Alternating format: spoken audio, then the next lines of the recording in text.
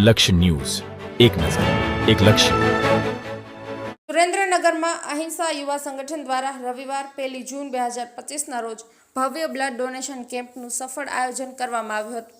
આ કેમ્પની વિશેષતા એ હતી કે તે ઓપરેશન સિંદૂરના સમર્થનમાં સમર્પિત હતો. રક્તદાન જેવી માનવતાની ઉત્તમ સેવા અને દેશભક્તિના ઉત્કૃષ્ટ ભાવનું સુમેળ અહીં જોવા મળ્યું છે. આ વિશાળ કેમ્પનું આયોજન પ્રથમ વખત વિવિધ સામાજિક અને ધાર્મિક સંસ્થાઓના સહયોગથી કરવામાં આવ્યું હતું.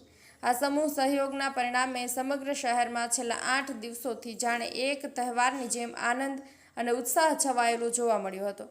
યુવાનો દ્વારા બ્લડ ગ્રુપ પોતાના હેરસ્ટાઇલમાં લખાવવી, સોશિયલ મીડિયામાં અભિયાન ચલાવવું અને પ્રેરણાત્મક મેસેજીસ સાથે રક્તદાન માટે જનજાગૃતિ ફેલાવવી, આ બધું જોઈને સુરેન્દ્રનગરમાં જાણે જીવન દાન મહોત્સવ ચાલી રહ્યો હોય તેવું લાગી રહ્યું હતું.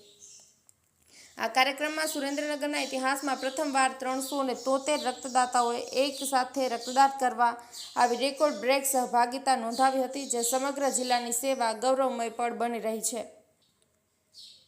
આ કેમ્પના મુખ્ય લાભાર્થીઓ તરીકે માતૃશ્રી મુક્તાબેન જયંતિલાલ મહેતા તથા શ્રીમતી હિનાબેન ગિરીશભાઈ ગાંધી રહેલા હતા. સાથે સાથે કાર્યક્રમને સફળ બનાવવા માટે અનેક દાતાઓનો પણ ઉમદા સહયોગ મળ્યો હતો.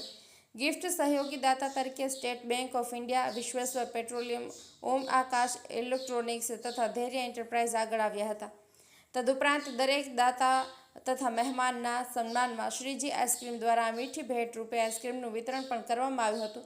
સહયોગી દાતા તરીકે સર્વોદય શોરૂમ પરિવારનો ઉલ્લેખનીય સહયોગ રહ્યો હતો. આ સમગ્ર કાર્યક્રમનું આયોજન શાશાંક ગાંધી, કૃણાલ મહેતા અને ગુંજન સંઘવી તેમજ અહિંસા યુવા સંગઠનની જાગૃત ટીમ દ્વારા વિધિવત અને ઉત્સાહપૂર્વક કરવામાં આવ્યું હતું. સઘળા સ્વયંસેવકોની કર્મઠતા અને શહેરના નાગરિકોના ઉત્સાહથી આ સેવા કાર્યક્રમ માત્ર સફળ નથી રહ્યો પરંતુ યાદગાર બની રહ્યો છે.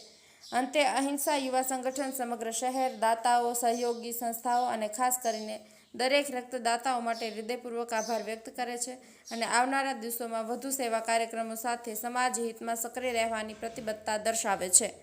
જયેશભાઈ મોરી, સુરેન્દ્રનગર.